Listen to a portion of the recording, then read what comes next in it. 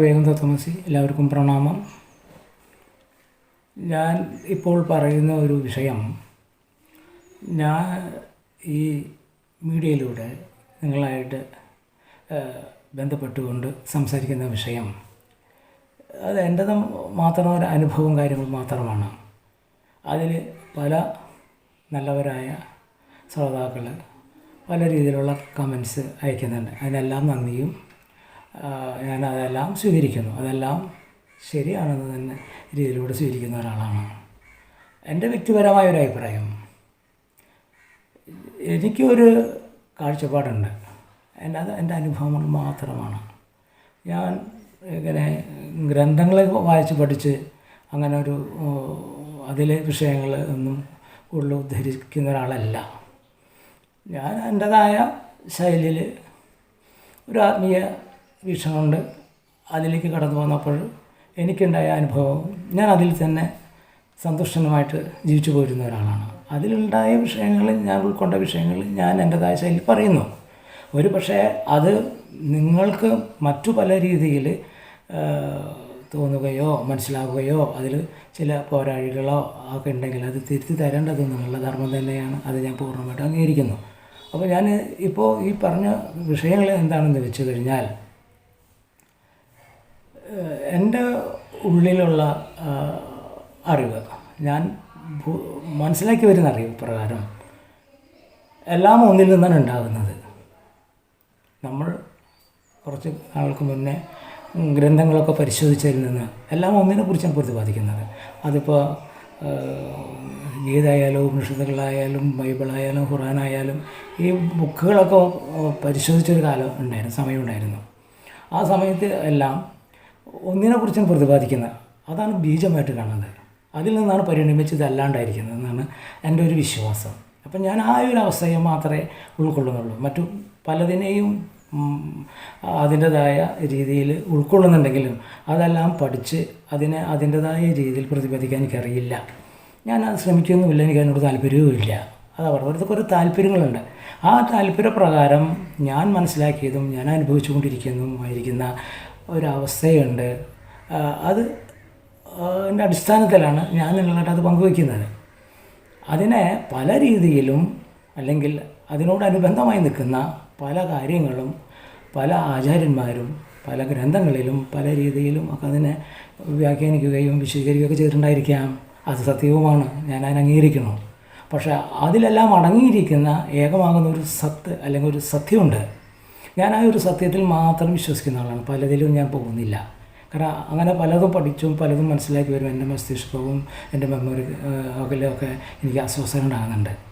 അപ്പോൾ എന്താ വെച്ച് കഴിഞ്ഞാൽ, ഞാൻ എല്ലാം വിട്ട് ബോധതലത്തിൽ നിന്ന് ഈ കാണുന്ന പലവിധ അറിവുകളായാലും മനസ്സിലുണ്ടല്ലോ, ആ അറിവുകൾ പോലും ഞാൻ അറിയാൻ ആഗ്രഹിക്കുന്നില്ല. കാരണം എന്താ, അതെല്ലാം എനിക്ക് ഞാൻ എന്നിലേക്കുള്ള അന്തർമുഖമായിട്ടുള്ള യാത്രയിൽ അതൊക്കെ വന്നിങ്ങനെ പെരുപ്പിച്ച് അതിൻ്റെ പിന്നാലെ പോകുമ്പോൾ എനിക്കതൊരു സുഖം തോന്നുന്നില്ല.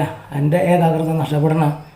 ഞാനിതിൽ നിന്നെല്ലാം മനസ്സിലാക്കിയിരിക്കുന്നത് എന്താണ്, ഒരു ബീജമായ എല്ലാം പരിണമിച്ചുണ്ടായിരിക്കുന്ന ഈ സത്വഗുണങ്ങൾ, രജഗുണങ്ങൾ, തമഗുണങ്ങൾ, സൃഷ്ടിക്രമം, സമഷ്ടിക്രമം, ഈ കാണുന്ന സർവ്വം, മനസ്സ്, ബുദ്ധി, ബോധം, ഇങ്ങനെ എന്തൊക്കെയൊക്കെയോ നമ്മൾ പറഞ്ഞ് മനസ്സിലാക്കി വെച്ചിരിക്കുന്നുവോ അതെല്ലാം പരിണമിക്കാൻ ഒരു കാരണം ഉണ്ട്, അതൊരു കാര്യവുമുണ്ട്.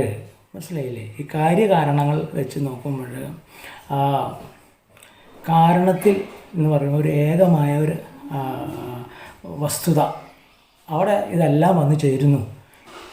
ബാഹ്യമായി നിൽക്കുന്ന, നാനൂത്വത്തിൽ നിൽക്കുന്ന അതിനെ പല വിഭാഗങ്ങളുടെ കൂടെയും പലവിധ വ്യാഖ്യാനങ്ങളിലൂടെയും ഓരോരോ ആചാര്യന്മാർ ഓരോരോ ശാഖകളായും ഓരോരോ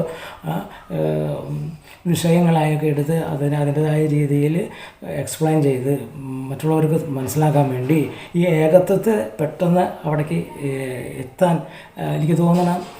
ഇതിലൂടെയൊക്കെ മനസ്സിലാക്കി അതൊക്കെ നോക്കുമ്പോൾ ഇവിടെ ജീവൻ എങ്ങനെ ഉണ്ടാകുന്നു, മനസ്സെങ്ങനെ ഉണ്ടാകുന്നു, ഈ പറയുന്ന ഗുണങ്ങൾ, സത്വ രജോ തമോ ഗുണങ്ങൾ, അതുപോലെ ഒക്കെ ഒരുപാട് കാര്യങ്ങളുണ്ട്.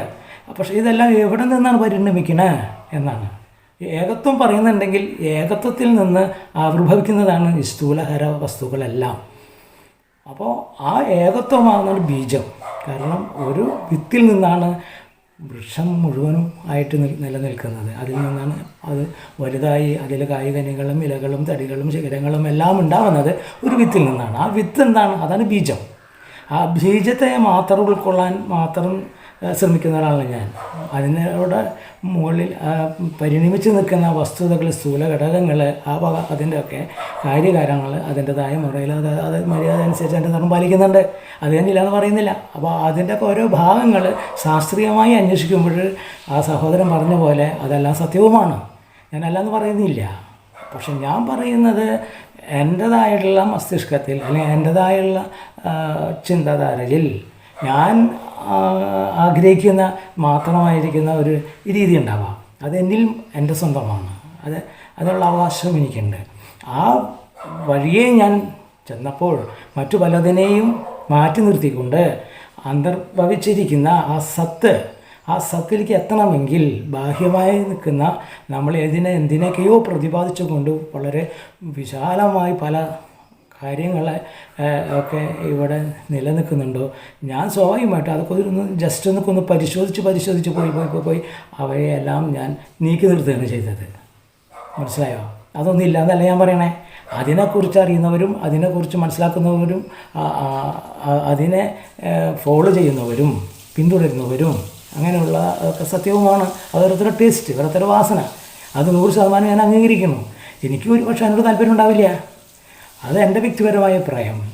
അത് ഞാൻ എൻ്റെ അഭിപ്രായം എന്ന് പറയുന്നത് നിങ്ങളത് എടുക്കുകയോ എടുക്കാണ്ടിരിക്കുകയോ അല്ല ഇവിടെ വിഷയം. ഞാൻ മനസ്സിലാക്കി പോയൊരു വഴി അതാണ്. അവയെ എല്ലാം മാറ്റി നിർത്തിയപ്പോഴാണ് ഞാൻ അനുഭവിക്കുന്ന ഒരു അനുഭൂതി എനിക്ക് അനുഭവിക്കാൻ കഴിഞ്ഞുകൊണ്ടിരിക്കുന്നത്. അതിനൊക്കെ ഞാൻ മാറ്റി നിർത്തി. അങ്ങനെയുള്ള ഒരുപാട് അറിവുകൾ വന്നപ്പോൾ തന്നെ എനിക്ക് അഹങ്കാരവും ഉണ്ടായി. ഞാൻ ആ ഒരു വിഷയം ഞാൻ ആരോടും പറയാറില്ല. ഞാൻ അങ്ങനെയുള്ള ഗ്രന്ഥങ്ങൾ എടുത്തുകൊണ്ട് അങ്ങനെയുള്ളൊരു വിശദീകരണത്തിലൂടെ ഞാൻ പോകാറില്ല. കാരണം അത് ഓരോ ആചാര്യന്മാരും ഇവിടെ ശാസ്ത്രീയമായും അതുപോലെ ഇവിടെ പിന്തുടർന്നു വരുന്ന നമ്മുടെ വേദഗ്രന്ഥങ്ങളും എല്ലാം അതിൽ നിന്നെല്ലാം ഉദ്ധരിച്ച് കൊണ്ടെടുത്തിരിക്കുന്ന കാര്യങ്ങൾ സത്യവുമാണ്. അതെല്ലാം ഞാൻ അംഗീകരിക്കുന്നു. അതെല്ലാം അംഗീകരിച്ചു കൊണ്ടാണല്ലോ എനിക്ക് ആത്മാവ് എന്ന് പറയുന്നൊരു വസ്തുതയെ ഉൾക്കൊള്ളാൻ കഴിഞ്ഞത്. എല്ലാത്തിലും ഒരു എനർജി, ഒരു സത്ത്, അത് ആത്മാവ് എന്ന് നമുക്ക് വേണമെങ്കിൽ വിശേഷിപ്പിക്കാം. അതും അതിനോട് ഉൾക്കൊള്ളുന്ന വ്യക്തികൾ ഇവിടെ ആത്മാവിനെ ഉൾക്കൊള്ളാത്തൊരു തറവേരുണ്ട്. മനസ്സിലായില്ലേ? അപ്പം ഞാൻ അതിനൊക്കെ നീക്കി നിർത്തി. ഇതിലൊക്കെ പ്രതിപാദിച്ചിരിക്കുന്ന ബാഹ്യമായ വിഷയങ്ങളെ ഞാൻ ഉദ്ദേശിക്കുന്ന ഒരു പോയിന്റിലേക്ക് എനിക്ക് എത്താൻ വേണ്ടി പുറം ലോകത്ത് അല്ലെങ്കിൽ നമ്മളുടെ ആത്മീയ മാർഗങ്ങളിലൂടെ സഞ്ചരിച്ചപ്പോൾ അനവധി ഗ്രന്ഥങ്ങളിൽ അതിൻ്റെതായ രീതികളിൽ ഒക്കെ പലതും പറഞ്ഞിട്ടുണ്ട്. അതിന് പിന്നാലെ ഞാൻ ഒരുക്കില്ല. അതെൻ്റെ വ്യക്തിപരമായ അഭിപ്രായമാണ്. പക്ഷേ ഇതിലൊക്കെ നിസ്വാർത്ഥമായി വിളങ്ങി നിൽക്കുന്ന ഒരു സത്ത് അല്ലെങ്കിൽ എന്തോ ഒരു അംശം എല്ലാത്തിലുണ്ട്. അങ്ങനെ ഒരു അംശത്തെ തേടി ഞാൻ അന്തർമുഖമായി ധ്യാനാത്മകമായിട്ടുണ്ട്. അവിടെ പിന്നെ ഞാൻ ഗ്രന്ഥങ്ങളെയൊന്നും ഉപയോഗിച്ചിട്ടില്ല. കാരണം അതിൽ പറഞ്ഞിരിക്കുന്നത് സത്യമാണെന്നും അറിയാം. ആ സത്യത്തെ അതിനെ നാം അന്വേഷിച്ച് ചെല്ലുമ്പോൾ അതൊരു സത്തായി മാറുകയും അതാണ് ബീജമെന്നും അതിൻ്റെ ഉള്ളിൽ നിന്ന് അല്ലെങ്കിൽ അതിൽ നിന്ന് ആവിർഭവിക്കുന്നത് നമുക്ക് ശരീരത്തിൽ കൂടി ഇരുന്നു കൊണ്ട് ബോധതലത്തിൽ നമുക്ക് മനസ്സിലാക്കാൻ കഴിയുന്ന അനുഭൂതിയാണ്, ഒരനുഭൂതിയാണ്. ഇപ്പോൾ പറഞ്ഞു മനസ്സിലായില്ലേ? ഇപ്പോൾ ഉദാഹരണത്തിന് നിങ്ങൾ ഇപ്പോൾ മദ്യം നിങ്ങൾ ഉണ്ടാക്കുന്നു, അത് അംഗീകരിക്കുന്നു. അത് ഉണ്ടാക്കാൻ വേണ്ടി നിങ്ങൾ ഒരുപാട് മെറ്റീരിയൽ അത് ചേർത്തിട്ടുണ്ടാകും. കുറേ വസ്തുതകൾ, കുറേ വസ്തുക്കളുടെ സംയോഗത്താൽ ചേർന്ന് എടുത്ത ചാറാണ് നമ്മൾ ഉദ്ദേശിക്കുന്ന അല്ലെങ്കിൽ നമ്മൾ കഴിക്കുന്ന മദ്യം. നമ്മളെന്താ ചെയ്യണേ? ആ മദ്യം കഴിക്കുമ്പോൾ അതിലൊരു ലഹരി ഉണ്ട്, ആനന്ദം. പറഞ്ഞു മനസ്സിലായില്ലേ? ഞാൻ ആ ലഹരിയെക്കുറിച്ച് മാത്രമാണ് പറയണേ. ആ ലഹരി എന്നോടാണ് എനിക്ക് താല്പര്യം. അതെങ്ങനെയൊക്കെ ഉണ്ടാക്കുന്നു, അതിൽ എന്തെല്ലാം വസ്തുക്കൾ ചേർത്തുന്നു, ആ വസ്തുക്കൾ എങ്ങനെയൊക്കെ ഉണ്ടായി, ഏത് കാലഘട്ടങ്ങളിലുണ്ടായി, അങ്ങനെയുള്ള ആ ഒരു വഴിയെ ഞാൻ പോകുന്നില്ല. മനസ്സിലാക്കാൻ വേണ്ടി മാത്രം പറയണേ. ഞാൻ ആ വഴിക്ക് പോയിരുന്നു. തുടക്കത്തിൽ പലതും അങ്ങനെയൊക്കെ കുറേയൊക്കെ അങ്ങനെയൊക്കെ സഞ്ചരിച്ചൊക്കെ പോയപ്പോൾ എനിക്ക് തോന്നി ഇതിങ്ങനെ അങ്ങോട്ട് പോവുകയാണെങ്കിൽ അതിനെ എൻ്റെ ഈ ആയുസ് ഉണ്ടാവുള്ളൂ. അപ്പോൾ ഞാനത് ചെയ്തു, അതിനെല്ലാം കൂടെ അംഗീകരിച്ചു. അപ്പോൾ അതിൽ ഗീതയും വന്നു, ഉപനിഷത്തും വന്നു, ബൈബിളും വന്നു, ഖുറാനും വന്നു, ബുദ്ധപരമായ ഗ്രന്ഥങ്ങൾ, ഇതൊക്കെ ഒന്ന് പരിശോധിക്കേണ്ടൊക്കെ വന്നിട്ടുണ്ട്. പക്ഷേ ഇതൊക്കെ ഈ ഒരു സത്ത് ഏതെല്ലാം രീതിയിൽ ഇവിടെ ഈ സ്ഥൂല ഘടകങ്ങളും ഹരവസ്തുക്കളും ഒക്കെ പറയുന്നുണ്ടല്ലോ, ഇവിടെ എന്തൊക്കെയുണ്ടോ സൃഷ്ടിയിലേക്ക് കാരണമായ ഈ പറയുന്ന പഞ്ചഭൂതാത്മകവും ഇതെല്ലാത്തിൻ്റെയും രൂപഭാവനാമങ്ങളിൽ നിൽക്കുന്ന അതിനെല്ലാം ഞാൻ അംഗീകരിച്ചു. അല്ലാണ്ട് ഞാൻ അതിനൊന്നും തള്ളി പറഞ്ഞിട്ടില്ല. നിങ്ങൾക്ക് അതൊക്കെ ഒരു സബ്ജക്റ്റായിട്ട് എടുത്തുകൊണ്ട് പരിശോധിച്ച് നിങ്ങൾക്കത് പഠിച്ച് മനസ്സിലാക്കി പോകാം. അത് ഓരോരുത്തരുടെ ടേസ്റ്റ് അനുസരിച്ച്. എൻ്റെ ടേസ്റ്റ് ഇതാണ്. ഞാൻ ഇവയുടെ പിന്നാലെ ഒന്നും അതൊക്കെ മനസ്സിലാക്കുക മാത്രം ചെയ്തു. പക്ഷേ എൻ്റെ സാരത്തിലേക്ക് കിടന്നപ്പോൾ അവിടെ ഒരു ഇങ്ങനെയൊക്കെ അങ്ങോട്ട് കുറേ അങ്ങോട്ട് ബുദ്ധിമുട്ടി പോകാൻ എനിക്ക് ഭയങ്കര മടിയാണ്. അതെൻ്റെ അലസതയാണ്, അതെൻ്റെ ഭാഗത്തു നിന്ന് തെറ്റ് തന്നെയാണ്. അത് ഞാൻ പറയുന്നുണ്ടല്ലോ. ഞാൻ അതിൻ്റെ പിന്നാലെ ഒന്നും പോകാൻ ആഗ്രഹിക്കുന്നില്ല. പക്ഷേ ഞാൻ കുറേ കൊല്ലങ്ങൾ ധ്യാനത്തിൽ മുഴുകിയിരുന്നപ്പോൾ എനിക്ക് കുറേ കാര്യങ്ങൾ മനസ്സിലായി. അത് ഇതിൽ പറഞ്ഞിരിക്കുന്ന, ഇപ്പോൾ ഈ ഗ്രന്ഥങ്ങളിൽ പറഞ്ഞിരിക്കുന്ന വസ്തുതകളൊക്കെ സത്യവുമാണ്. അശുദ്ധമായതും ശുദ്ധമായതും എന്നൊക്കെ, അല്ലെങ്കിൽ നന്മയും തിന്മയും, ഇതൊക്കെ ഒന്നിൽ നിന്നാണ് ഉണ്ടാവുന്നത്. എല്ലാത്തിൻ്റെയും പിന്നിലൊരു കാരണമുണ്ട്. ആ കാരണത്തെ നോക്കുമ്പോൾ ഞാനുണ്ടായതിനൊരു കാരണമുണ്ട്. എൻ്റെ ഈ ശരീരവും ഇവിടെ എനിക്ക് ഭൂമിയിൽ വന്ന് പോകുന്നതിനുണ്ടായ ഒരു കാരണമുണ്ട്. അത് ഒക്കെ കുറേ നോക്കിക്കഴിഞ്ഞപ്പോൾ ഇവിടുത്തെ ജീവിത രീതിയിൽ മാത്രം മുഴുകി നിൽക്കുന്നതല്ല. ഈ സംസാരസാഗരത്തിൽ നമ്മൾ ഈ സമൂഹ ജീവിയായി ഇങ്ങനെ വാസനക്കനുസരിച്ച് ജീവിച്ച് അങ്ങനെ അങ്ങോട്ട് പോവുക മാത്രമല്ല. ഞാൻ അതിനൊക്കെ പിന്തിരിഞ്ഞ ആളാണ്. എനിക്കിവിടെ യാതൊരു ബന്ധവുമില്ല വാസം പറയില്ലല്ലേ, മനസ്സിലായോ? യാതൊരു ബന്ധത്തിൽ ഞാൻ ഇവിടെ നിൽക്കണില്ല. അപ്പോൾ എങ്ങനെ കഴിയുന്നു, അത് അങ്ങനെ കഴിഞ്ഞു പോകുന്നു. അതറിയാം, അതെൻ്റെ ടേസ്റ്റ്. ഞാനൊന്നും തലയിൽ കയറ്റി വയ്ക്കാൻ ആഗ്രഹിക്കണില്ല. ഞാൻ അവിടെ ശുദ്ധമായിട്ട് വയ്ക്കാൻ ആഗ്രഹിക്കണേ. മനസ്സിലായി? എനിക്ക് കൂടുതൽ വിവരം ഉണ്ടോയെന്നോ, അല്ലെങ്കിൽ ഞാൻ കുറേ സർവകലാശാലകളിലൊക്കെ പോയി പഠിക്കുകയോ, അല്ലെങ്കിൽ ഇതിൻ്റേതായിട്ടുള്ള PG ഒക്കെ എടുത്ത് അങ്ങനെ ഉള്ള ഒരു അറിവൊന്നും എനിക്കില്ല. ഞാൻ അറിവില്ലാത്തവൻ തന്നെയാണെന്നാണ് ഞാൻ പറയണേ. പക്ഷേ അന്തർമുഖമായി ധ്യാനിക്കാൻ ഈ വക അറിവൊന്നും വേണ്ട. സ്വന്തം ആത്മാവിനെ അറിയണമെങ്കിലും ഈ അറിവൊന്നും വേണ്ട. കാരണം നിങ്ങൾക്ക് അതിനോടുള്ള അവബോധം ഉണ്ടായിരിക്കണം. മനസ്സിലായോ? അപ്പോൾ ആ രീതിയിൽ നമ്മൾ ഈ ശരീരത്തിന് നിലനിൽക്കുന്ന രീതിയിൽ വേണ്ടുന്ന ഊർജ്ജവും അല്ലെങ്കിൽ എന്തെങ്കിലുമൊക്കെ എങ്ങനെയാണ് എന്ന് തോന്നിക്കഴിയുമ്പോൾ നമ്മളത് അന്തർമുഖമായി ധ്യാനിക്കുമ്പോൾ ഉണ്ടാകുന്ന ഒരു അവസ്ഥ വിശേഷമുണ്ട്. അത് അവിടെ എനിക്ക് പരമമായ ശാന്തിയും സമാധാനം കിട്ടുന്നുണ്ട്. ഞാൻ ഇതിൻ്റെ പിന്നാലൊന്നും പോകുന്നില്ല. ഞാൻ പറഞ്ഞില്ലേ, ഒരു ബീജമാകുന്ന വിത്തിൽ നിന്നാണ് ഒരു വലിയൊരു വടവൃക്ഷം ഉണ്ടായിരിക്കുന്നത്. അതൊക്കെ അതിൻ്റെ രീതിയിൽ ശരിയാണ്. ആ കായ എടുത്ത് പരിശോധിക്കുമ്പോൾ അതിനതിൻ്റെ ശാസ്ത്രീയ വശമുണ്ട്. അതിൻ്റെ പൂവ് എടുത്ത് പരിശോധിക്കുമ്പോൾ അതിനതിൻ്റെതായ ശാസ്ത്രീയ വശമുണ്ട്. അതിൻ്റെ ശിഖരങ്ങളെടുത്ത് പരിശോധിക്കുമ്പോൾ അതിൻ്റെ ശാസ്ത്രീയമായ വശമുണ്ട്. അതിൻ്റെ ഇലകളെടുത്ത് പരിശോധിക്കുമ്പോൾ അതിനതിൻ്റെതായ ശാസ്ത്രീയ വശമുണ്ട്. അങ്ങനെ ഓരോന്നിനെയും എടുത്ത് പരിശോധിക്കുമ്പോൾ അതാത് തലത്തിൽ അതിനതിൻ്റെതായ ശാസ്ത്രീയ വശമുണ്ട്. ഇതെല്ലാം കൂടിയും ചേർത്ത് അംഗീകരിക്കുമ്പോൾ അവിടെ വരുമ്പോൾ ഒരു ബീജഘടനയുണ്ടെന്ന് എനിക്ക് തോന്നിയിട്ടുണ്ട്. എല്ലാത്തിനും ഒരു കാരണം ഉണ്ടായിട്ടുണ്ട്. അപ്പോൾ ഞാനുണ്ടാവുന്നതിനും ഞാനിവിടെ വന്നു പോകുന്നതിനും ഞാൻ ഇവിടെ ജീവിച്ചു പരിപാലിച്ചു ഈ നിയമങ്ങളനുസരിച്ച് പ്രകൃതിയുടെ ഒപ്പം എല്ലാം പ്രകൃതി തന്നെയാണെന്നാണ്. ഞാൻ എഴുതിയിരിക്കുന്ന ഗ്രന്ഥങ്ങൾ വായിച്ചാൽ ഞാൻ നിങ്ങളോട് പറയുന്ന മാതിരിയല്ല. ഞാൻ എഴുതിയിരിക്കുന്ന ബുക്കുകൾ അതിലെല്ലാം ഞാൻ വിശദമായിട്ട് ഓരോ ഘട്ടങ്ങളെയും പ്രതിപാദിച്ചൊക്കെ പോയിട്ടുണ്ട്. പക്ഷേ അത് മുഴുവൻ എനിക്ക് ഇവിടെ ഈ 10 മിനിറ്റ് 15 മിനിറ്റിലിരുന്ന് പറഞ്ഞ് വിശദീകരിക്കാനൊന്നും എനിക്ക് പറ്റില്ല. ഞാൻ പറയുന്നത് സ്വന്തം ആത്മാവിനെ സാക്ഷാത്കരിക്കണമെങ്കിൽ നിങ്ങൾ എന്തെല്ലാം നിങ്ങളുടെ മസ്തിഷ്കത്തിൽ ശേഖരിച്ച് വെച്ചിരിക്കുന്നുണ്ടോ അത് അവസാനം നിങ്ങൾ അതും കൂടി നീക്കണം. എല്ലാം നീക്കണം. ഈശ്വരബോധം അടക്കം വേണമെങ്കിൽ നിങ്ങൾക്ക് നീക്കേണ്ടി വരും. സ്വന്തം ആത്മാവ് അല്ലെങ്കിൽ സ്വന്തം അസ്തിത്വ ബീജം എന്താണ്, അതിൻ്റെ ആവിർഭാവം എന്താണ്, അതിൻ്റെ സ്വഭാവം എന്താണെന്ന് അറിയുമ്പോൾ അവിടെ എത്തിപ്പെട്ടാൽ അവിടെ അനുഭൂതിയിൽ ഇരുന്ന് അവസാനിക്കുകയാണ്. അത് ഇത് വായിക്കുമ്പോഴൊന്നും കിട്ടില്ല. പക്ഷെ അത് ഗ്രന്ഥം വായിച്ചാലും അതിനോടനുബന്ധമായിട്ടുള്ള ഗീതങ്ങളോ കീർത്തനങ്ങളോ ശ്ലോകങ്ങളോ മന്ത്രങ്ങളോ ഒക്കെ കേൾക്കുമ്പോൾ അനുഭൂതി കിട്ടും. അത് പഠിക്കണമെന്നില്ല, ആസ്വാദനം ഉണ്ടായാൽ മതി. അപ്പോൾ നിങ്ങളുടെ അസ്തിത്വത്തിൽ ഇരുന്ന് നിങ്ങൾ അനുഭവിക്കുന്ന അതേ അനുഭൂതി അങ്ങനെയുള്ള കാര്യങ്ങൾ ഗ്രഹിക്കുമ്പോൾ കിട്ടും. അത് ആ ഏകാഗ്രതയോടും ശ്രദ്ധയോടും കൂടി നിങ്ങൾ അത് സാക്ഷാത്കരിക്കണം. ആ ഒരു മൂടിനെ അതൊരവസ്ഥയാണെന്ന് ഞാൻ പറയുന്നു. ഞാൻ ആ അവസ്ഥയെക്കുറിച്ച് മാത്രമേ ഇവിടെ പ്രതിപാദിക്കുന്നുള്ളൂ. അല്ലാതെ നിങ്ങൾ പറയുന്ന രജഗുണം സത്വഗുണം സൃഷ്ടി ക്രമങ്ങളും ഹരവസ്തുക്കളും ഇങ്ങനെയുള്ള സംഭവങ്ങളൊക്കെ അതേ വഴി തന്നെ ഇരുന്നോട്ടെ, അത് സത്യവുമാണ് ഞാൻ പറയണേ. പക്ഷെ ഞാൻ അതെല്ലാം വായിച്ച് കുറേ കാര്യം മനസ്സിലാക്കിയപ്പോഴും ഇതൊക്കെ വായിച്ചു പോകുന്നതുകൊണ്ട് മാത്രം കാര്യമാവുന്നില്ല. ഇതിനൊക്കെ നിലനിർത്തുന്ന ഏതോ ഒരു ഘടനയുണ്ട്, മനസ്സിലായല്ലോ, ഒരു ബീജമുണ്ട് ഇതിന്. അപ്പോൾ അതിനൊക്കെ അതാത് രീതിയിൽ നീക്കി വെച്ചിട്ട് ആ ബീജം എന്താണെന്ന് നോക്കിയപ്പോൾ ഞാൻ ഇവിടെ ഭൂമിയിൽ വന്നു പോകുന്നതിനും അതിനൊരു കാരണം ഉണ്ടായിട്ടുണ്ട്. അതിൽ തന്നെ ഈ ബീജമുണ്ട്. അപ്പോൾ അതിനെങ്ങനെ ധ്യാനിച്ചുകൊണ്ടിരുന്നു. അപ്പോൾ എൻ്റെ ബോഡി പോലും എൻ്റെ ഈ ശരീരം പോലും എനിക്ക് പല രീതിയിൽ പ്രയാസം ഉണ്ടായിട്ടുണ്ട്. ഞാൻ ഈ അന്വേഷണാത്മകമായി എന്നിലേക്ക് തന്നെ തിരിയുമ്പോൾ ഈ ശരീരം തന്നെ ഒരുപാട് പ്രയാസങ്ങൾ ആ അന്വേഷണത്തിന് തടസ്സമായിട്ട് നിന്നിട്ടുണ്ട്. അതൊക്കെ അവഗണിച്ചും കൊണ്ട് അതൊന്നും ഞാൻ ശ്രദ്ധയിൽ കണ്ടിട്ടില്ല, എടുക്കാണ്ട് തന്നെ ഏതൊന്നിലാണോ എൻ്റെ മനം നിർത്തി പോന്നിരിക്കുന്നത് ഞാൻ അതിൽ തന്നെ നിർത്തിയത്. അപ്പോൾ പലവിധ വിഷയങ്ങൾ. അപ്പോൾ മനസ്സ് എന്ന് പറയുന്നതും ആ ഒരു ബീജത്തിലേക്ക് ലയിച്ചു ചേർന്നതായിട്ട് എനിക്ക് തോന്നിയിട്ടുണ്ട്. മനസ്സുണ്ടാവാതിരിക്കാം, ഇല്ലയെന്നല്ല പറഞ്ഞാൽ ആ മനസ്സ് പോലും ഏതൊന്നിലാണോ ലയിച്ച് നിൽക്കുന്നത്. മനസ്സ് പലതിലേക്കും പോയാൽ നമ്മൾ ഉദ്ദേശിക്കുന്ന ഏകാഗ്രത കിട്ടില്ല കേട്ടോ.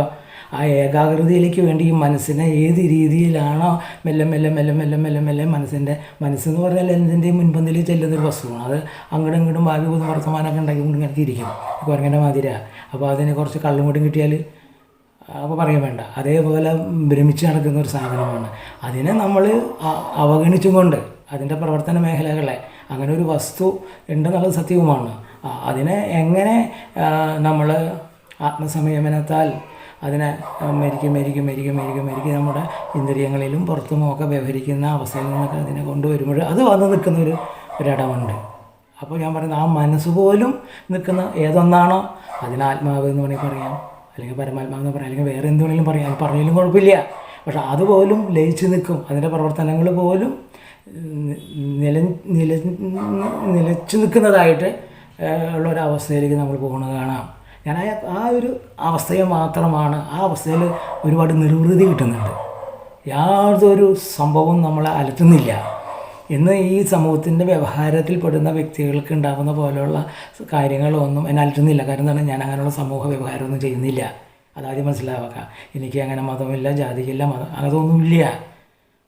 അതൊന്നും എൻ്റെ ഉള്ളിലില്ല. പക്ഷെ പല വ്യക്തികളും പല രീതിയിലുള്ള ആളുകളൊക്കെ വന്ന് സമീപിക്കുന്നുണ്ടെങ്കിൽ അവർക്ക് അവരുടേതായ രുചിക്കുന്ന രീതിയിൽ ചില കാര്യങ്ങളൊക്കെ പറയുന്നുണ്ടെങ്കിൽ കൂടി ബേസായിട്ട് എനിക്ക് അങ്ങനെ യാതൊരുവിധ വകഭേദങ്ങളായിട്ട് എനിക്ക് തോന്നിയിട്ടില്ല. എല്ലാം ഒന്നിൽ നിന്ന് ഏതോ ഒരു ഘടന ഉണ്ടായിട്ടുണ്ട്, ഏതൊരു ബീജഘടനയുണ്ടോ ആ ബീജത്തിൽ നിന്ന് പരിണമിച്ചുണ്ടായതാണ് നമ്മളിന്ന് കാണുന്ന ഈ ശാസ്ത്രലോകം മുഴുവനും. അത്രേ ഞാൻ കാണുന്നുള്ളൂ, അതിനപ്പുറത്തേക്ക് ഞാൻ പോകുന്നില്ല. അപ്പോൾ നിങ്ങൾ ഏതെങ്കിലും ഘടകങ്ങളെക്കുറിച്ച് നല്ല രീതിയിൽ മനസ്സിലാക്കുകയും പഠിക്കുകയും ചെയ്തിട്ടുണ്ടെങ്കിൽ അത് നിങ്ങൾക്കും നല്ലത്, മറ്റുള്ളവർക്കും നല്ലത്. ഞാനത് ഇപ്പോൾ പറയുകയാണ്. പിന്നെ ഞാൻ അതിനെക്കുറിച്ച് കുറേ കാര്യങ്ങളൊക്കെ എഴുതിയിട്ടുണ്ട്. അത് എഴുതിയാണ് വെച്ചിരിക്കുന്നത്, അത് ഗ്രന്ഥങ്ങൾ ബുക്കുകളാക്കി വെച്ചിട്ടുണ്ട്. അത് എനിക്ക് ഇവിടെ ഇങ്ങനെ നിങ്ങൾക്ക് വിശദീകരിച്ച് തരാൻ എനിക്ക് പറ്റില്ല. കാരണം ഞാനിങ്ങനെ ഇരുന്നിങ്ങനെ സംസാരിക്കണം, മനസ്സിൽ വരുന്നത് അത് ആ 10-15-20 മിനിറ്റിനുള്ളിൽ പറയുന്ന കാര്യങ്ങൾ അതാണ്. പക്ഷെ അതിനെ പറഞ്ഞ് ഞാൻ പറയുന്ന സാരം നിങ്ങൾ മനസ്സിലാക്കി വരുമ്പോൾ നേരത്തെ അദ്ദേഹമൊക്കെ പറഞ്ഞ ആ വഴിക്കൊക്കെ പോണ്ടി വരും, ഈ ഗ്രന്ഥങ്ങളിലൂടെയൊക്കെ പോണ്ടി വരും. അപ്പോഴാണ് ഈ ഗ്രന്ഥങ്ങളിലൊക്കെ ആവശ്യം വരുന്നത്. മനസ്സിലായല്ലോ. ഞാൻ ആ ഗ്രന്ഥങ്ങളിൽ നിന്നെല്ലാം സാരം ഗ്രഹിച്ചൊരു ആ സാരത്തെ മാത്രം എടുത്ത് വരുമ്പോൾ ഒരു ഏകത്വമാകുന്ന ഒരവസ്ഥയിൽ പോകുന്നുണ്ട് പറഞ്ഞപ്പോൾ ആ ഏകത്വത്തെയാണ് ഞാൻ ധ്യാനാത്മകമായി സ്വീകരിച്ചത്. അവിടെ അവസാനം ഞാനെന്ന ബോധവും അതെല്ലാം ലയിച്ചു ചേരുന്നിട്ട് ഒരു അനുഭൂതി. അപ്പോൾ അത് പറഞ്ഞറിയിക്കാൻ പറ്റില്ല, മനസ്സിലാക്കണം. ഞാൻ മറ്റു എല്ലാം പരീക്ഷിച്ച ഒരാളാണ്. അനുഭൂതി നമുക്ക് അനുഭവിക്കാനായിട്ട് എന്തൊക്കെ മാർഗ്ഗങ്ങളുണ്ട് അതിലൂടെ ഒക്കെ കടന്നു വന്ന ഒരാളാണ്. അപ്പോൾ അതിൽ നിന്നൊക്കെ ഭിന്നമായിക്കൊണ്ട് സദാ അനുഭൂതി ഇയാൾ നിറഞ്ഞിരിക്കുന്ന ഒരവസ്ഥ, അത് ഞാൻ എൻ്റെ ധാരണയിലൂടെ അല്ലെങ്കിൽ എൻ്റെ വിശ്വാസത്തിലൂടെ ഞാൻ ആ അവസ്ഥയെ ഒരു പക്ഷേ ഞാൻ എന്ന് പറയുന്ന ഈ വ്യക്തിത്വം അല്ലെങ്കിൽ ശരീരം ചിലപ്പോൾ ആ സമയത്ത് ഉണ്ടാവണമെന്നില്ല. എന്നിരുന്നാലും അതിനെ തന്നെ മുറുക്കി പിടിച്ച് കൊണ്ട് ആചാര്യന്മാരും പണ്ഡിതന്മാരും അനുഭവസ്ഥരായിട്ട് പറഞ്ഞിരിക്കുന്ന അവരുടെ ഗ്രന്ഥങ്ങളിലൊക്കെ പ്രതിപാദിച്ചിരിക്കുന്ന അതിലേതൊരു സാരത്തെയാണോ അതിനെ ബീജമായി കണ്ടുകൊണ്ട് ഞാൻ ഡയറക്റ്റ് ആ ബീജത്തിലേക്ക് എന്നെ തന്നെ സമർപ്പിച്ച് അതിനെ തന്നെ നമ്മൾ ധ്യാനിച്ചു അങ്ങോട്ട് പോയി. മനസ്സിലായില്ലേ? ഒരു പക്ഷേ അതിന് ചിലപ്പോൾ തിരിച്ചു വരാൻ കഴിയില്ലായിരിക്കാം. പക്ഷേ ഞാൻ അതിൽ സമർപ്പിച്ച് പോയി. മനസ്സിലായില്ലേ? അപ്പോൾ ഇപ്പോൾ ഞാൻ ഇരിക്കുന്നത് എൻ്റെ ഉള്ളിൽ ഈ പറയണ മാതിരി ഒന്നും ഇനി വരില്ല, അതൊന്നും വരുന്നില്ല. എനിക്ക് ബുക്കുകളൊക്കെ നോക്കുമ്പോൾ എനിക്ക് മനസ്സിലാവും അത് ഇന്നതാണ്. ഗ്രന്ഥങ്ങളൊക്കെ എടുത്ത് വായിക്കുമ്പോൾ എനിക്ക് അതിൻ്റെ സാരമേമയും മനസ്സിലായി പോകുന്നുണ്ട്. എനിക്കത് മതി ആസ്വദിക്കാൻ. കാരണം ഞാൻ അവയൊന്നും എടുത്തിട്ട് ഒരു മൈതാനത്തോ ഒരു പ്ലാറ്റ്ഫോമിലോ വിശദീകരിക്കാൻ തയ്യാറല്ല. ഞാനിപ്പോൾ നിങ്ങളോട് പറയുന്നത് ഇങ്ങനെ ചെയ്താൽ ഇങ്ങനെ ഒരു അവസ്ഥ പ്രാപിക്കാം. അത് എങ്ങനെയാണ് ഞാൻ ചെയ്തത്, അത് ഇന്നതാണ് എന്ന് മാത്രമേ ഞാൻ പറയുന്നുള്ളൂ. അല്ലാതെ ഞാൻ പറഞ്ഞാലും ശരിയാണെന്നൊന്നും ഞാൻ പ്രതികരിക്കുന്നില്ല. അതിൽ നിങ്ങൾക്ക് ഒരു പക്ഷേ അതിൽ ശരിയെന്ന് തോന്നാം, തെറ്റെന്ന് തോന്നാം. അത് നിങ്ങളുടെ അഭിപ്രായം. ഞാൻ പറയുന്നത് എൻ്റെ അഭിപ്രായം, അത് എൻ്റെ അനുഭവമാണ്. എനിക്കത് മതി. എനിക്കിവിടെ കാലം കഴിക്കാൻ അത് മതി. എനിക്കിവിടെ വേറൊന്നും വേണ്ട. എനിക്ക് ഈ ചപ്പും ചവറൊന്നും വേണ്ട. അതിൻ്റെ ആവശ്യമേ ഇല്ല. ആ വഴിക്കേ ഒരിക്കലും പോകില്ല, പോയിട്ട് കാര്യവുമില്ല. അതുകൊണ്ട് ഇവിടെ ഒരു പ്രയോജനം ലാസ്റ്റ് ഉണ്ടാവണമില്ല എന്ന് ഞാൻ പൂർണ്ണമായി വിശ്വസിക്കുന്നൊരു കൂട്ടത്തിലാണ്.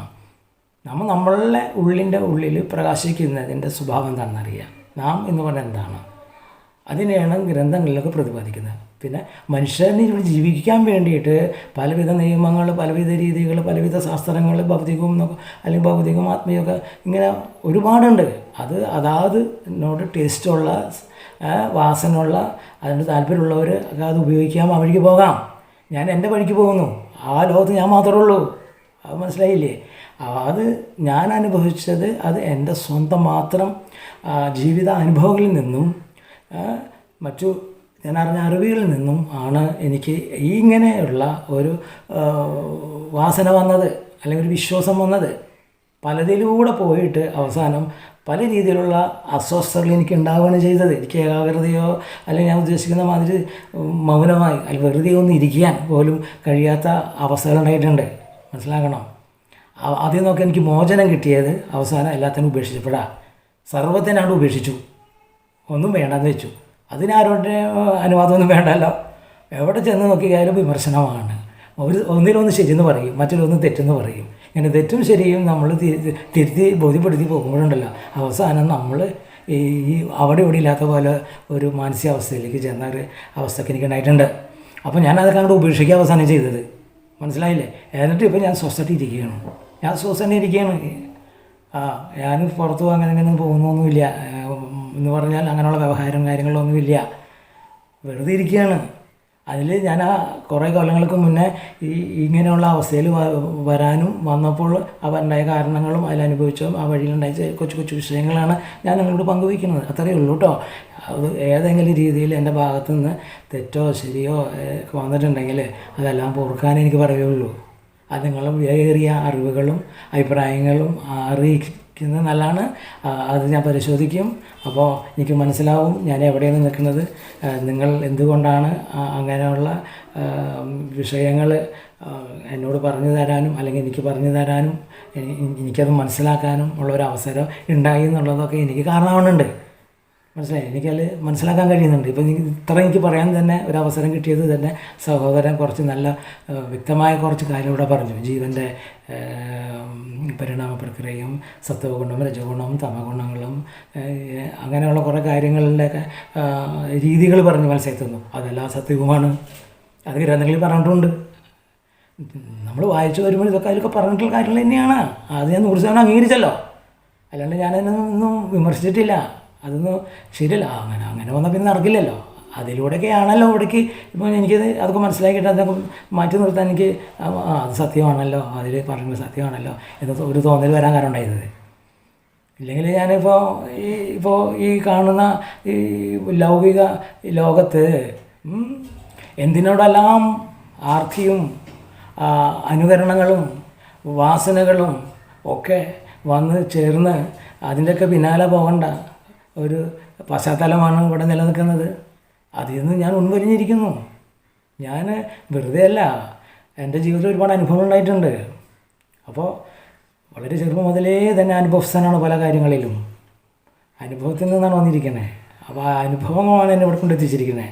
അപ്പോൾ അവയെല്ലാം ഞാൻ കൂട്ടുപിടിച്ചിട്ട് ഒക്കെ ഉണ്ടായ കൊണ്ട് എനിക്ക് മാനസികമായ ഞാൻ ഉദ്ദേശിക്കുന്ന ഒരു സുഖം എനിക്ക് കിട്ടിയിട്ടുണ്ടായിരുന്നില്ല.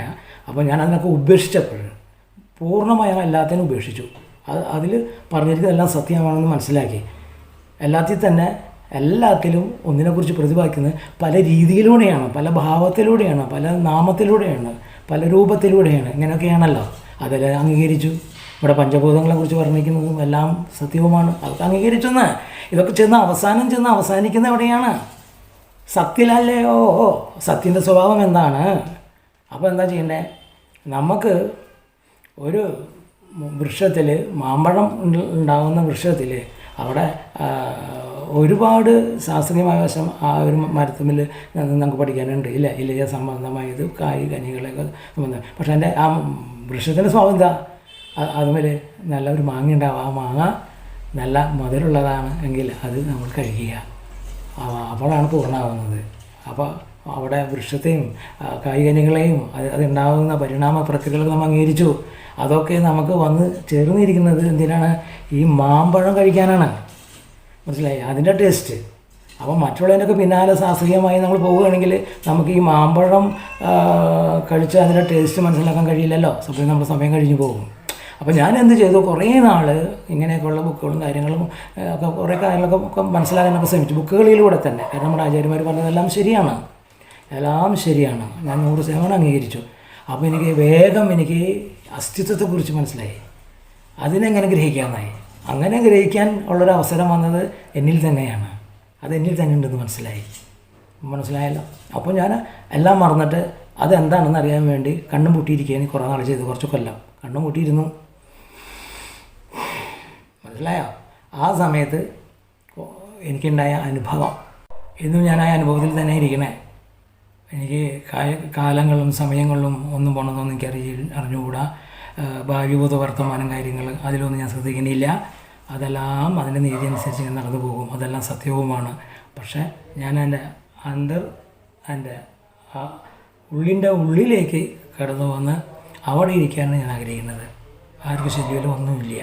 അങ്ങനെ എത്തുന്ന വഴിയും എത്തിയാൽ ഇന്നതാണെന്നും ഇങ്ങനെയാണ് അത് എത്തിയിരിക്കുന്നതെന്നും ഉള്ള എൻ്റെ കൊച്ചു അനുഭവങ്ങളാണ് നിങ്ങളായിട്ട് പങ്കുവയ്ക്കുന്നത്. പിന്നെ അത് വിശദീകരിച്ചിരിക്കുന്നത് അതൊക്കെ ഞാൻ ഗ്രന്ഥത്തിൽ എഴുതി വെച്ചിട്ടുണ്ട്, ബുക്കുകളാക്കി വെച്ചിട്ടുണ്ട്. ഗ്രന്ഥത്തിൽ എഴുതിയെന്നല്ല പറയണേ, ആ അറിവ് എല്ലാം ഞാൻ എഴുതി എൻ്റെതായ ശൈലിയിൽ വെച്ചിട്ടുണ്ട്. കുറേ പല സബ്ജക്റ്റുകളായിട്ട് ഞാൻ എഴുതിയൊക്കെ വെച്ചിട്ടുണ്ട്. അവിടെ ഈ സഹോദരൻ പറയുന്ന കാര്യങ്ങളൊക്കെ കടന്നു പോയിരിക്കുന്നത് അത്രയ്ക്കും വിശദമായിട്ടൊന്നല്ലെങ്കിലും കടന്നു പോയിട്ടുണ്ട്. അതിലൊക്കെ കടന്നു പോയതിന് ശേഷമാണ് ഞാൻ അതിനൊക്കെ നിലനിർത്തുന്നതും ശാസ്ത്രീയമായി നിലനിർത്തുന്നതുമായിരിക്കുന്ന ഈ അവസ്ഥയെക്കുറിച്ച് മാത്രം ഞാൻ ചിന്തിക്കാനും അത് പിന്നെ എങ്ങനെയാണ് ഞാനെന്ന് പറയുന്ന ഈ ആത്മാവ് അത് ഏത് രീതിയിലാണ് എന്ന് മനസ്സിലാക്കാൻ ശ്രമിച്ചപ്പോൾ എന്നിൽ അല്ലെങ്കിൽ ഈ ആത്മാവിൽ എന്ന് പറയുന്ന അതിനെ ആവരണം ചെയ്തിരിക്കുന്ന ഞാൻ അറിഞ്ഞതും അറിയാത്തതും പൂർവികരും കർമ്മഫലങ്ങളും ഈ പറയുന്ന സത്വ രജോ തമോ ഗുണങ്ങളും ഈ എല്ലാ ശാസ്ത്രീയമായ അറിവുകളൊക്കെ അതിനെ ആവരണം ചെയ്തിട്ടുണ്ടായിരുന്നു. ആ ആവരണത്തെ നീക്കിയപ്പോഴെന്താ അതിൻ്റെ ഉള്ളിൽ നിന്ന് കിട്ടിയ ഒരു അനുഭൂതി എന്ന് തന്നെ പറയണം. അനുഭൂതിയിലാണ് ഇപ്പോൾ ഞാൻ ഇരിക്കുന്നത്, നിലകൊള്ളത്. ഞാൻ 30 കൊല്ലമായിട്ട് അതിൽ തന്നെയാണ് ജീവിക്കുന്നത്. എനിക്ക് അത് വളരെ അധികം ഈ ഭൂമിയിൽ നിലനിന്ന് പോകാൻ അത് തന്നെ കൂടല എന്നർത്ഥം. എനിക്ക് വളരെ അധികം എന്ന് തന്നെ പറയേണ്ടി വരും. അതിനോട് ഏതൊരു മഹാശക്തി ആയിട്ടാണോ ഞാനെന്ന ഈ ആത്മാവ് ലയിച്ചിരിക്കുന്നത് അത് നന്ദിയുള്ളതായി മാറിയിരിക്കുകയാണ്. നന്ദി പറയുകയാണ്. കണ്ടോ, ഇത് എല്ലാവർക്കും കഴിയും. കാരണം എനിക്ക് ഒരു സാധാരണ ജീവിതം ജീവിക്കുമ്പോഴുണ്ടായ ആദിവ്യാധി പ്രയാസങ്ങൾ അജ്ഞാനങ്ങളും കാര്യങ്ങളൊക്കെ കൊണ്ട് ഞാൻ വീർപ്പുമുട്ടിയൊരു കാലമുണ്ട്. ഉറക്കം പോലും നഷ്ടപ്പെട്ടൊരു കാലമുണ്ട്. അതിനെ മറികടക്കാൻ, അതിനെ മാറ്റി നിർത്തിക്കൊണ്ട് സ്ഥായിയായിട്ട് ഇപ്പം അതിനൊന്നും ചിന്തിക്കാതെ സുഖപ്രദമായ ഒരു അവസ്ഥയിൽ എനിക്ക് വന്നു നിൽക്കാൻ കഴിയുന്നു എന്നുള്ളതാണ് വാസ്തവം. അതാണ് ഞാൻ നിങ്ങളോട് പങ്കുവയ്ക്കുന്നത്. അത് എൻ്റെതായ അനുഭവം, എൻ്റെതായ ശൈലിയിലാണെന്നാണ് ഞാൻ പറയണേ. ഇപ്പോൾ ഇവിടെ ക്ഷേത്രങ്ങളുണ്ട്, അതുപോലെ പരിഹാര മാർഗങ്ങളുണ്ട്, പല കാര്യങ്ങൾ ഇവിടെയൊക്കെ ചെയ്തു വരുന്നുണ്ട്. അതിനൊക്കെ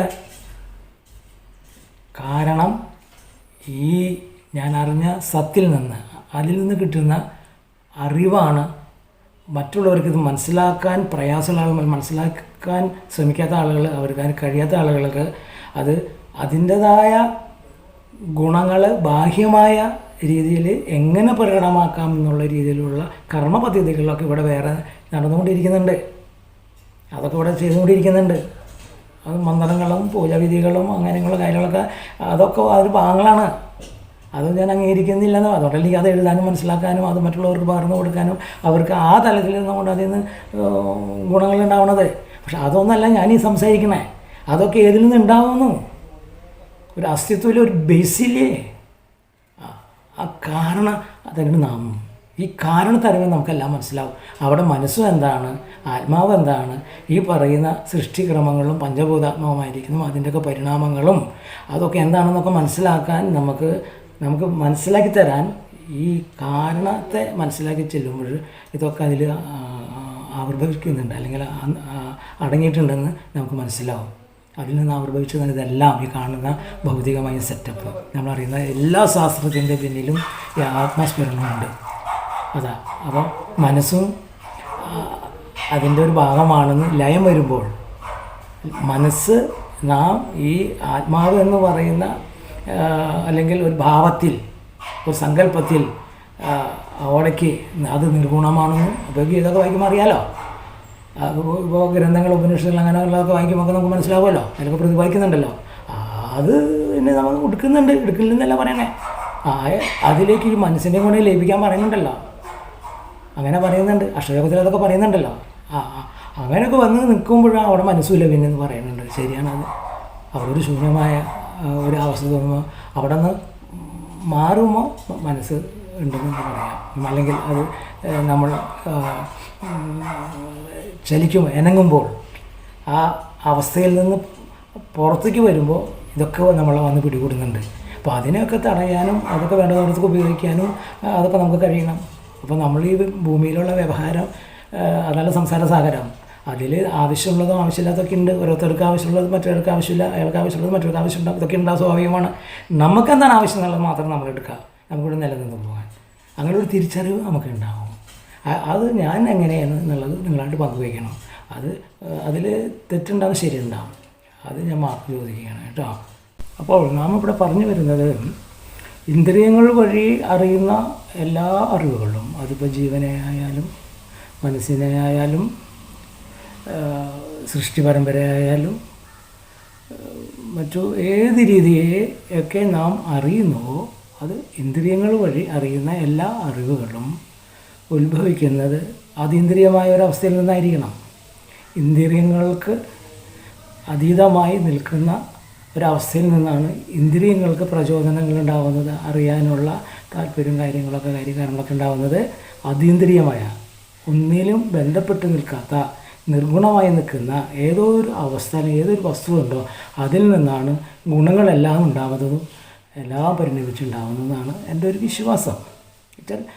ഇതല്ലെങ്കിൽ മറ്റൊരു രീതിയിൽ വേദഗ്രന്ഥങ്ങളിലൊക്കെ പ്രതിപാദിക്കുന്നത് ഇതൊക്കെ തന്നെയാണ് അതീന്ദ്രിയമായ ഒരു അവസ്ഥ. അങ്ങനെ നമ്മൾ ജീവനെക്കുറിച്ചും സൃഷ്ടികർമ്മങ്ങളെക്കുറിച്ചും ഗുണങ്ങളെക്കുറിച്ചും പരിണാമങ്ങളെക്കുറിച്ചും ഇതെല്ലാം മനസ്സിലാക്കിക്കൊണ്ട് നാം ഇന്ദ്രിയങ്ങൾ വഴി മനസ്സിലാക്കിയ ആ അറിവുകളൊക്കെ അതീന്ദ്രിയമായി നിൽക്കുന്ന ഏതൊരു അവസ്ഥ എന്താണെന്നാണോ അതിനെ അറിയുന്നതാണ് അതീന്ദ്രിയ അവസ്ഥ എന്ന് പറയുന്നത് എന്നാണ് എനിക്ക് തോന്നുന്നത്. ഇന്ദ്രിയങ്ങൾക്കൊക്കെ അതീതമായി നിൽക്കുന്ന അവസ്ഥയെ അറിയണമെങ്കിൽ സൂക്ഷ്മത്തിലേക്ക് തന്നെ ചെല്ലണം. സൂക്ഷ്മം എന്ന് പറയുമ്പോൾ അതൊരു ഏകഘടക ഒരു ബിന്ദുവിലേക്ക് ചെല്ലുന്നത് കാണാം. മനസ്സിലായോ? ആ ഒരു ബിന്ദു ഏതെന്നാണോ അത് തന്നെ പരമാത്മ തത്വം.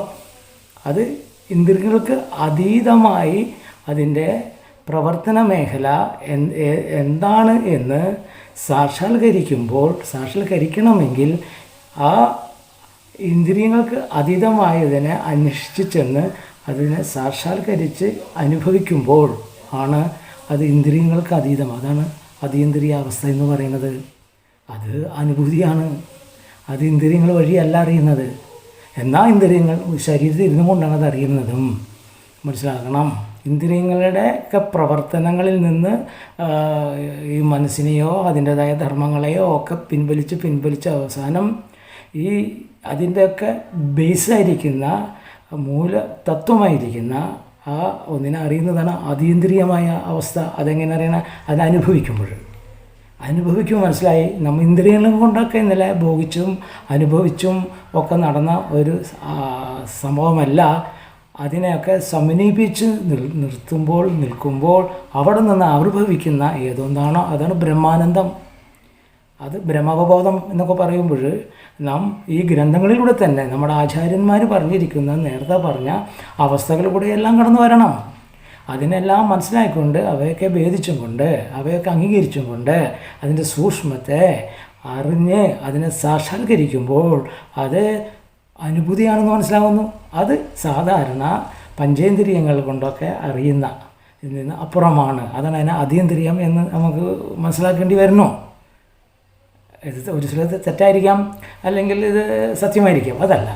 അപ്പം ഞാൻ അങ്ങനെയുള്ളൊരു മനോഭാവത്തോടു കൂടിയാണ് അന്ന് പ്രാക്ടീസ് ചെയ്തത്. മനസ്സിലായോ? അപ്പോൾ ഇന്ദ്രിയങ്ങൾ വഴി അറിയുന്ന പലതിനെയും നമ്മൾ അതിനൊക്കെ മറികടന്ന് അതിൻ്റെയൊന്നും പ്രചോദനപ്പെടാതെ അതിൻ്റെ സുഖങ്ങൾ ഒക്കെ നീക്കി വെച്ചുകൊണ്ട് അതിൻ്റെ സുഖദുഃഖങ്ങളൊക്കെ പറയണം, എല്ലാം പറയണം. ഇന്ദ്രിയങ്ങൾ വഴി നമ്മൾ അലട്ടുന്ന അല്ലെങ്കിൽ നമ്മളെ നയിക്കുന്ന പല കാര്യങ്ങളെയും നമ്മൾ അതിൻ്റെ പ്രവർത്തന മേഖലയിൽ നിന്നൊക്കെ പിന്തിരിഞ്ഞ് ഉൻവലിഞ്ഞ് എന്ന് വേണ്ടി പറയേണ്ടി വരും. അന്വേഷണാത്മകമായി അന്തർമുഖമായി പോകുമ്പോൾ ഈ ഇന്ദ്രിയങ്ങളൊക്കെ പ്രകാശിപ്പിക്കുന്ന മറ്റു ഏതോ ഒരു ഘടനയിൽ ചെന്ന് നിൽക്കുന്നത് മനസ്സിലാവും. അതാണ് അതീന്ദ്രിയാവസ്ഥ എന്നെനിക്ക് തോന്നിയിട്ടുണ്ട്. അത് സ്വാഭാവികമായിട്ടും പരമമായൊരു ആനന്ദമാണ് നൽകുന്നത്. സമാധാനവും ശാന്തിയും. എന്താ പറയുക, നാം ഇന്നലെ ഏതിൻ്റെ ഉള്ളിലൂടെയൊക്കെയാണോ കടന്നു വന്നിരിക്കുന്നത് അതിൻ്റെയൊക്കെ ഒരു പൂർണ്ണത പോലെ, അല്ലെങ്കിൽ അതിനൊക്കെ സമന്വയിപ്പിച്ച് നിൽക്കുന്ന ഒരു വസ്തുത അല്ലെങ്കിൽ ഒരു വസ്തു ഇന്നതാണ്, അതിലാണ് ഇപ്പോൾ നമ്മൾ ലയിച്ച് നിൽക്കുന്നുള്ളൊരു ബോധം, എന്തോ ഒരു അറിവ്, എന്തോ ഒന്ന്, അതാണ് പൊരുൾ. അത് അതീന്ദ്രിയമായിട്ടാണ്. ഇന്ദ്രിയങ്ങളൊക്കെ അതിൽ നമ്മൾ ഉൾപ്പെടുത്തി കഴിഞ്ഞു. ആ ഇന്ദ്രിയങ്ങളുടെ സഹായം കൊണ്ടൊക്കെയാണ് നമ്മൾ അതിനൊക്കെ അതീതമായി നിൽക്കുന്ന ആ അവസ്ഥയിൽ ചെന്നിരിക്കണേ. അപ്പോൾ അതിനല്ലേ അതീന്ദ്രിയ അവസ്ഥ എന്ന് പറയണത് എനിക്ക് തോന്നുന്നു. മറ്റ് പലതും ഉണ്ടാവാം, ഇന്ദ്രിയങ്ങൾക്ക് ഗോചരമല്ലാത്ത ഇന്ദ്രിയങ്ങൾക്ക് മറികടക്കുന്ന രീതിയിലുള്ള പല സംഭവങ്ങളും ഉണ്ടാവാം. അതൊന്നും ഇല്ല ഞാൻ പറയുന്നില്ല. എന്നെ സംബന്ധിച്ചിടത്തോളം ഞാൻ മെഡിറ്റേഷൻ വഴി ഞാൻ അന്വേഷിച്ച് ചെന്നപ്പോൾ ഈ ഒരു അവസ്ഥയിലേക്ക് എനിക്ക് കടന്ന് ചെല്ലേണ്ടി വന്നു.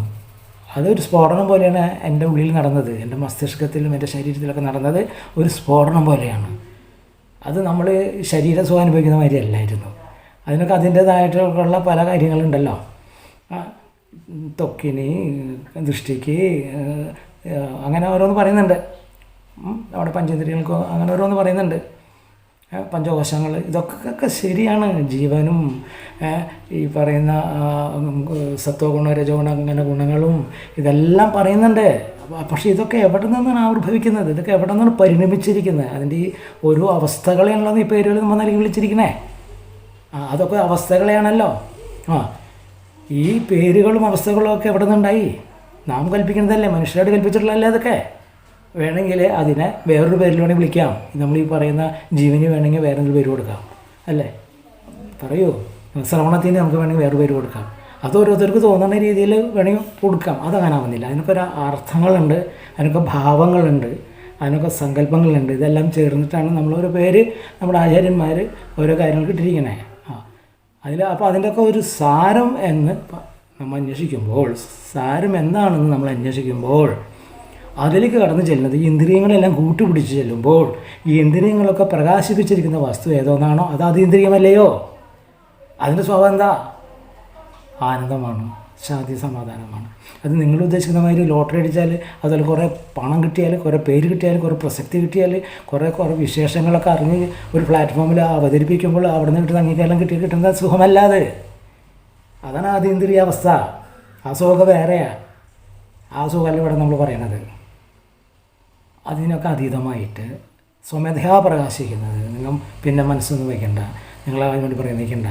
സ്വമേധയാ അതവിടെ ആവിർഭവിച്ചുകൊണ്ടിരിക്കുന്നു. മനസ്സിലായില്ലേ? സ്വമേധയാ അത് ആവിർഭവിച്ചുകൊണ്ടിരിക്കുന്നു, സ്വയംഭൂവായിട്ട് തന്നെ. അത് നിങ്ങളുടെ അന്തരംഗത്ത്, നിങ്ങളുടെ ഉള്ളിൽ അത് നടന്നുകൊണ്ടിരിക്കുന്നു. അത് നിങ്ങളെ അനുഭവം കൊണ്ട് നിങ്ങൾക്ക് ബോധ്യപ്പെടാം. അത് ഇന്ദ്രിയങ്ങൾ വഴിയല്ല. ഇന്ദ്രിയങ്ങളൊക്കെ അതിനോട് കേന്ദ്രീകരിച്ചാണ് നിൽക്കുന്നത്. അതൊക്കെ ആ ശരീരത്തിലുണ്ടെന്നുള്ളൂ. മനസ്സിലായോ? ഇന്ദ്രിയങ്ങളൊക്കെ അതിൻ്റെ തിരികെ ധർമ്മം പാലിക്കുന്നതൊക്കെ ഉണ്ടെന്നുള്ളൂ. പക്ഷെ അതിനൊക്കെ ഉൾവലിഞ്ഞുകൊണ്ട് ഒരു ബീജമായ ഒരു അസ്തിത്വം, ഒരു സത്തിൻ്റെ ഒരു അനുഭവം, നാദത്തോടുകൂടിയുള്ള ഒരു അനുഭൂതി, അതാണ് നാദബ്രഹ്മം എന്നൊക്കെ എനിക്ക് തോന്നിയിട്ടുണ്ട്. ആ നാദം, അതാണ് പ്രണവം. അതൊക്കെ നമ്മൾ ഗ്രന്ഥങ്ങളിൽ എഴുതി വച്ചിരിക്കുന്നുണ്ടല്ലോ. അത് സാക്ഷാത്കരിക്കുമ്പോൾ ഇതൊക്കെ അതിൽ ആവിർഭവിക്കുന്നുണ്ട് സ്വാഭാവികമായിട്ട്. അതിനെ അതീന്ദ്രിയം പറയാം. അതിനെന്ത് ചെയ്യണം? ഈ പറയണ ബാഹ്യമതല്ലാതെ ഉപേക്ഷിച്ചാൽ മാത്രമേ ആ ശുദ്ധമായതിലേക്ക് അതിലേക്ക് കോൺസെൻട്രേറ്റ് ചെയ്താൽ മാത്രമേ അത് അറിയാനും അതിന് സാക്ഷാത്കരിക്കും. അത് അനുഭവം കൊണ്ട് അനുഭൂതിയാണെന്ന് പറയാനും കഴിയണമെന്ന് എനിക്ക് തോന്നുന്നത്. അതായിരിക്കണം ഒരു പക്ഷേ എന്നിൽ നടന്നുകൊണ്ടിരിക്കുന്നത്. എനിക്ക് അതുകൊണ്ടല്ല ഞാനിപ്പോൾ എല്ലാം എനിക്ക് വേറെ ഒന്നും വേണ്ട. കാരണം എന്താ, ഇവിടെ നിന്നൊന്നും കൊണ്ടുപോകാനും ഇല്ല, ഒന്നും ഇവിടെ നിന്ന് ആസ്വദിക്കാനും ഇല്ല. ഈ സമ്പത്തും കാര്യങ്ങളും നമ്മൾ പഠിച്ചു വച്ചിരിക്കുന്ന ഈ അറിവുകൾ പോലും ഉപേക്ഷിക്കണം. ഇതൊക്കെ എൻ്റെ കൊച്ചു ബോധത്തിൽ ശരിയാണെന്നുള്ളൊരു നിഗമനത്തിലാണ് ഞാൻ പോകുന്നത്. അത് എനിക്ക് ശരിയായിരിക്കാം, മറ്റുള്ളവർക്ക് അത് തെറ്റായിരിക്കാം. അതിൽ ഞാൻ മാപ്പ് ഉപയോഗിക്കണോ? പക്ഷേ എനിക്ക് അത് സുഖമാണെങ്കിൽ, സുഖം നൽകുന്നുണ്ടെങ്കിൽ, ശാന്തി സമാധാനം നൽകുന്നത്, എനിക്ക് ഭൂമിയിൽ ജീവിച്ചു പോകാൻ കഴിയുന്നുണ്ടെങ്കിൽ ഞാൻ അതിൽ നിലകൊള്ളും. അതെൻ്റെ മാത്രം സ്വന്തം. അതിൽ പോലെ ആർക്കെങ്കിലും താല്പര്യമുണ്ടെങ്കിൽ, അല്ലെങ്കിൽ ഞാനിങ്ങനെ അനുഭവിച്ചു, നിങ്ങൾ അതിലേക്ക് വരാനോ നിങ്ങളത് പ്രാക്ടീസ് ചെയ്യാനോ നിങ്ങളത് പരിശ്രമിച്ച് നോക്കാനോ ഒന്നും ഞാൻ പറയുന്നില്ല. ഞാനിങ്ങനെയൊക്കെ കരുതി വന്നപ്പോൾ അതിൽ ഇങ്ങനെ ഒരു അവസ്ഥയിൽ എനിക്കിങ്ങനെ ജീവിക്കാൻ കഴിയുന്നുണ്ട് എന്നുള്ളത് നിങ്ങളോട് ഞാൻ പങ്കുവയ്ക്കുന്നു. അതിനുള്ള സ്വാതന്ത്ര്യം ഉണ്ടല്ലോ, അത്രയേ ഉള്ളൂ. അതിൽ തെറ്റുണ്ടാവും, പിഴകൾ വന്നിട്ടുണ്ടാവും, പല സംസാരത്തിലോ അതിനെ വിശദീകരിക്കണതിലൊക്കെ പലവിധ പോരായ്മകൾ പലതൊക്കെ വന്നിട്ടുണ്ടാവും. അതിന് ഞാൻ ക്ഷമ ചോദിക്കുന്നു, അത്രയേ ഉള്ളൂ. പക്ഷേ ഞാൻ അനുഭവിച്ചുകൊണ്ടിരിക്കുന്നത് മാറ്റമില്ല. അത് സത്യം തന്നെയാണല്ലോ, അതനുഭവമാണ്. അത് ഇന്ദ്രിയങ്ങൾക്ക് അതീതമാണ്. എനിക്ക് മനസ്സിലാകുന്നുണ്ട്. അതെൻ്റെ മൂക്കല്ല, എൻ്റെ കണ്ണല്ല, എൻ്റെ ചെവിടല്ല, എൻ്റെ ത്വക്കുമല്ല, ഇതൊന്നല്ല. അത് അതിൽ നിന്നപ്പുറമായി ഒരു പ്രകടന രീതി എൻ്റെ മസ്തിഷ്കത്തിൻ്റെ ഉള്ളിൽ സദാ നടന്നുകൊണ്ടിരിക്കുന്നുണ്ട്. അതെനിക്ക് ആനന്ദം നൽകുന്നുണ്ട്, അനുഭൂതി നൽകുന്നുണ്ട്. അതിന് ഒരു പഠനവും വേണ്ട, യാതൊരുവിധ ഗ്രന്ഥങ്ങളുടെ ആവശ്യമൊന്നും ഇനിയിപ്പോൾ അതിനില്ല. ആദ്യം ഉണ്ടായിരുന്നു, മനസ്സിലായില്ലേ? ഇനി അതിനാവശ്യമില്ല. കാരണം അതെനിക്ക് സുഖം നൽകുന്നുണ്ട്. അതിനെനിക്ക് യാതൊരു ചിലവുമില്ല. അത് ഞാൻ സദാസമയം നടന്നുകൊണ്ടിരിക്കുന്നതാണ്. അതിന് ഞാൻ ശ്രദ്ധ ഒന്നും കൊടുക്കണ്ട. അതിൻ്റെ അനുഭൂതിയിലാണ് ഞാൻ കാലം കഴിച്ചുകൊണ്ടിരിക്കണേ. അത് ഇന്ദ്രിയങ്ങൾ തരുന്നതല്ല. എൻ്റെ കണ്ണ് കണ്ടുകൂടെങ്കിലും, ചെവിട് കേട്ടുകൂടെങ്കിലും, മറ്റു ശരീരേന്ദ്രിയങ്ങളൊന്നും പ്രവർത്തിക്കണമെങ്കിലും അത് അവിടെ സദാ നടന്നുകൊണ്ടിരിക്കുന്ന ഒരു പ്രക്രിയയുണ്ട്. അത് അതീന്ദ്രിയമാണ്. എനിക്ക് മനസ്സിലായി, അതീന്ദ്രിയമാണ്. അതിൻ്റെ സ്വഭാവം എന്താ? ശാന്തി, സമാധാനവും ആനന്ദവും. അതിനൊരു ചിലവൊന്നുമില്ല. അതാരും കട്ടുകൊണ്ട് പോവില്ല. ഇപ്പോൾ മറ്റുള്ളവർ അതില്ല എന്ന് പറഞ്ഞാൽ എനിക്ക് കുഴപ്പമില്ല. കാരണം അത് എൻ്റെ മാത്രമായി എന്നിൽ അവസാനിക്കുന്നതാണ്. അത് ഇന്ദ്രിയങ്ങൾക്ക് അതീതമാണ്.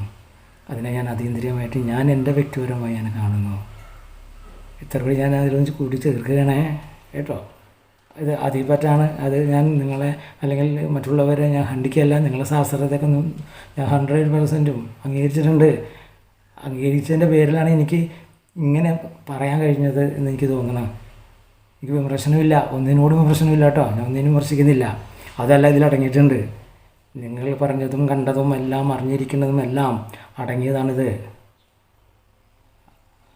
അടങ്ങിയത് തന്നെയാണ്. ഞാൻ പറഞ്ഞതൊക്കെ അങ്ങനെ നിങ്ങൾ ഓരോന്നും വിശദമായിട്ട് പറഞ്ഞ് മനസ്സിലാക്കി തരണം. അതിന് നന്ദിയുണ്ട്. മറ്റുള്ളവർക്ക് അത് ഗുണം ചെയ്യും. എനിക്കും അത് അറിയാനൊരു കാരണമായല്ലോ. ഇത്രയും പറയാനായിട്ട് എനിക്കൊരു അവസരം തന്നില്ലയോ, അതിന് നന്ദിയുണ്ട് കേട്ടോ. ഓം സർവേ തത്വമസി.